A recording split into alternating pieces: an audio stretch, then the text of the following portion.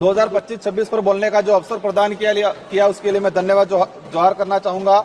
मैं भारत आदिवासी पार्टी की तरफ से देश के आदिवासी, दलित, ओबीसी, मुस्लिम, अल्पसंख्यक, गरीब, मजदूर एवं इस देश में रहने वाला प्रत्येक गरीब वर्ग का व्यक्ति जो मानवता और भारत देश के संविधान में विश्वास करता है उनकी तरफ से बोलने के लिए खड़ा हुआ हूं।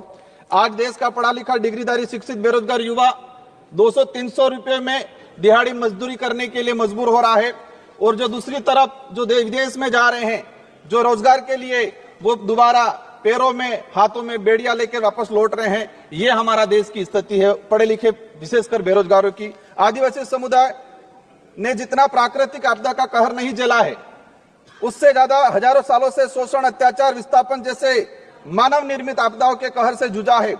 और उसका अगर उस आदिवासी समुदाय को आधुनिकता की लाइन में लाके खड़ा करना है तो विशेषकर एक आर्थिक पैकेज देने की आवश्यकता है, और साथ ही संविधान के अंदर जो प्रावधान है 5वीं अनुसूची और 6ठी अनुसूची का, और विशेषकर पैसा एक्ट को उसको धरातल पे लागू करने की सख्त जरूरत है।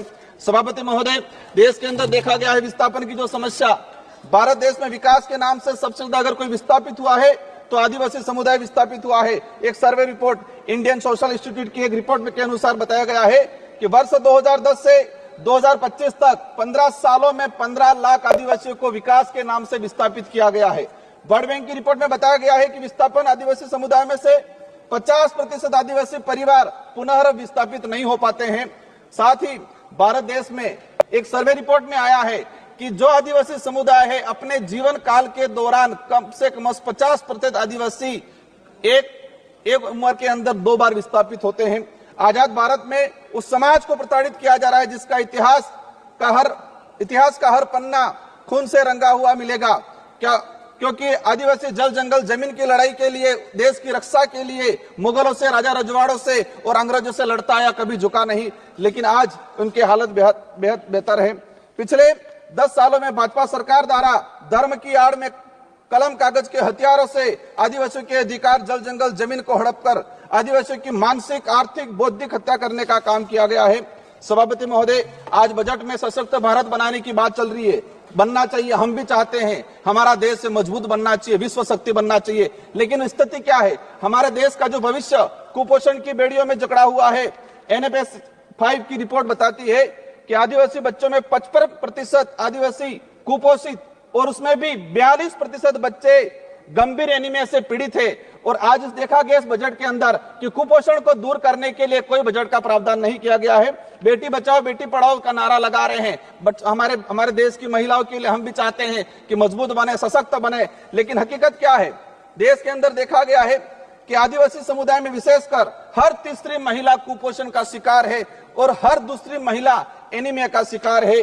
आदिवासी बच्चों में शिशु मृत्यु दर राष्ट्रीय औसत से 30% अधिक है।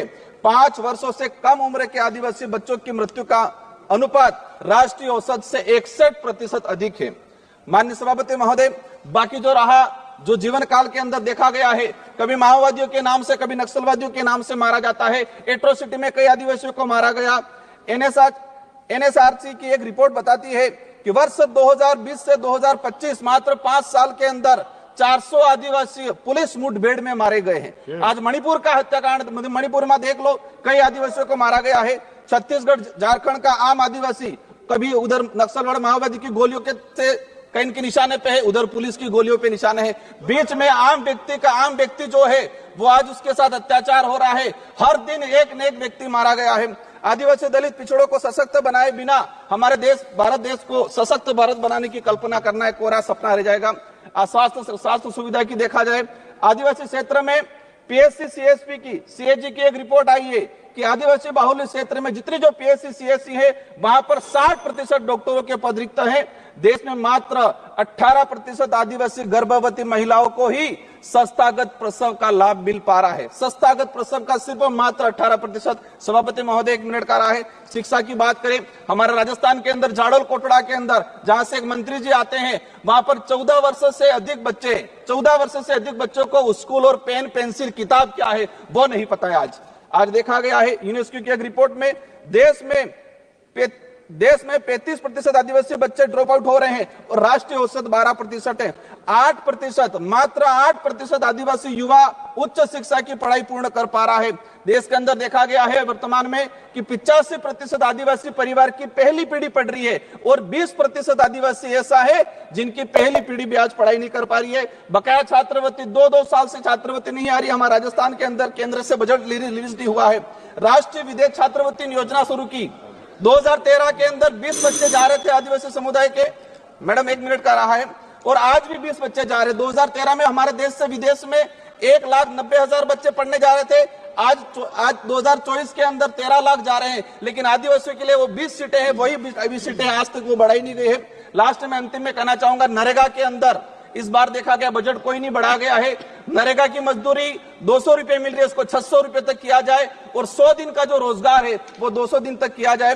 साथ ही आंगनबाड़ी कार्यकर्ता से हर प्रकार की सर्वे करा जाता है, सेंट्रल गवर्नमेंट इसको हैंडओवर करे और आंगनबाड़ी कार्यकर्ता सहायिका को एक राजकीय कर्मचारी का दर्जा दिया जाए और उसको नियमित करके भुगतान किया जाए। जल जीवन मिशन की बात हो रही थी, लेकिन ट्राइबल इलाके के अंदर 27% टारगेट अभी तक पूरा हुआ है, वो भी सैंक्शन धरातल पे पानी नहीं पहुंचा है। अंत में कहना चाहूंगा, एकलव्य मॉडल की बात चल रही थी। हम चाहेंगे, अभी घोषणा के स्वागत करते हैं इस बात का, लेकिन उसको धरातल पे इंप्लीमेंट बहुत जल्दी होना चाहिए। किसानों की बात है, देखा गया किसानों पे गोलियां बरसाई जा रही। किसान क्या डिमांड कर रहा है? एमएसपी की डिमांड कर रहा है। किसान चाहता है जो खेत में जिस मेहनत से उसने कमाया है। सभा की कार्यवाही मंगलवार दिनांक 11 फरवरी 2025 को प्रातः 11 बजे तक के लिए स्थगित की जाती है।